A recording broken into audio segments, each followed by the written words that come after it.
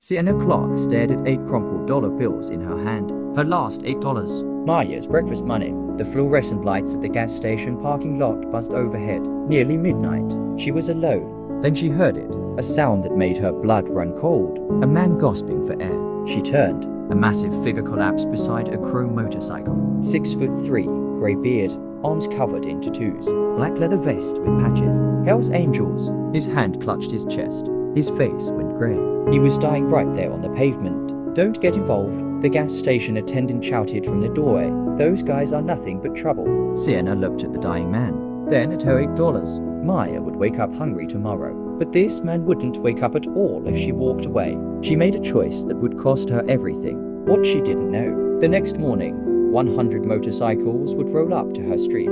Let me take you back to where this story really begins. 5 o'clock on Tuesday morning, Sienna's alarm went off like it did every single day. She dragged herself out of bed in the tiny apartment she shared with her 6-year-old daughter. Maya, small, rundown, a neighborhood that had seen better days. But it was home. She walked into the kitchen, opened the cabinet. 1 box of cereal, nearly empty. Half a carton of milk in the fridge. She poured the last bit into Maya's bowl, scraping every drop. Morning, Mummy. Maya padded out in her pajamas, rubbing her eyes. Morning, baby. Sienna kissed the top of her head and set the bowl on the table. She didn't make one for herself. There wasn't enough. This was life now. Counting every dollar, stretching every meal, praying nothing unexpected happened, because there was no cushion, no safety net, nothing to fall back on. Sienna worked 2 jobs. Mornings at the laundromat, folding strangers' clothes for $11 an hour. Evenings at a diner, serving truckers and late-night crowds, hustling for tips that sometimes added up to $20, sometimes less.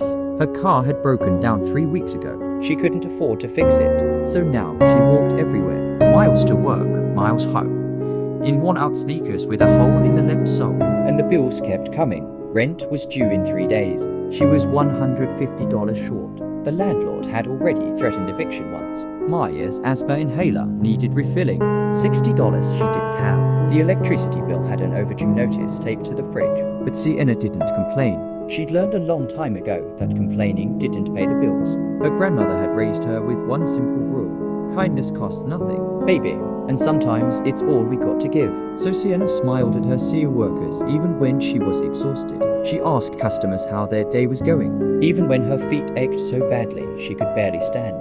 Truckers, a few families, some teenagers getting late-night fries. She smiled, took orders, refilled coffee cups, kept moving.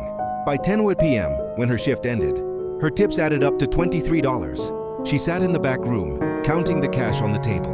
$23 in tips, plus the $8.47 she'd had left from yesterday. $31.47 total. She needed to keep enough for the bus to work tomorrow. 47 cents.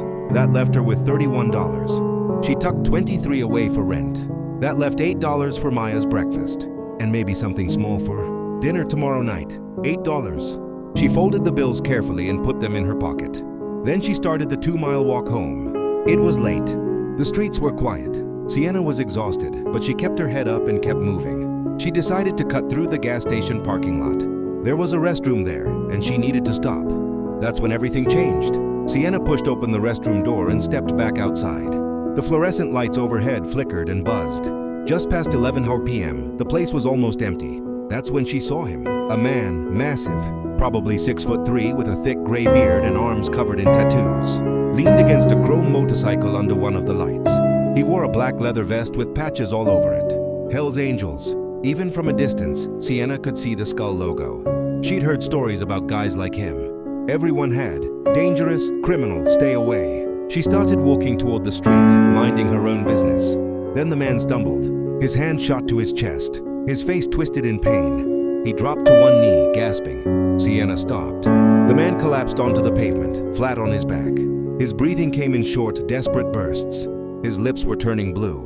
She stood there, frozen. Every instinct screamed at her to keep walking. This wasn't her problem. She had Maya to think about. She had enough trouble in her own life. But then she heard it, a sound that made her blood run cold. The man wasn't breathing anymore. His chest had stopped moving. "Hey!" Sienna shouted toward the gas station. "Hey, someone call 911. The attendant, a guy in his 30s, stepped outside with a cigarette in his hand. He looked at the man on the ground, then at Sienna. "Lady, you crazy? That's a Hell's Angel. Leave him alone." He's probably high on something. He's having a heart attack, Sienna said, her voice rising. The attendant shrugged. Not our problem. Those guys are nothing but trouble. Trust me, you don't want to get involved. An older man, maybe 60, wearing a trucker hat, walked out of the store with a bag of chips. He saw the scene and shook his head. He walked over to Sienna and grabbed her arm gently. Miss, listen to me. Don't get involved. People like that, they're dangerous.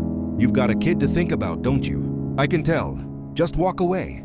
Sienna pulled her arm back. A man is dying. The trucker shook his head again, muttered something under his breath, and walked to his car. He drove off without looking back. Sienna stood there alone in the parking lot. The attendant went back inside, leaving her with the dying man. She looked down at him. His chest wasn't moving. His face was gray. And then she thought about her grandmother. Years ago, her grandmother had collapsed on a city sidewalk. A stroke. People walked past her. No one stopped. By the time someone finally called for help, it was too late. Sienna had been 12 years old when she got that phone call. She'd never forgotten it. She dropped to her knees beside the man. Sir, can you hear me?" His eyes fluttered open, just barely. He tried to speak, but only a wheeze came out. "Heart, meds, forgot." Sienna pulled out her phone.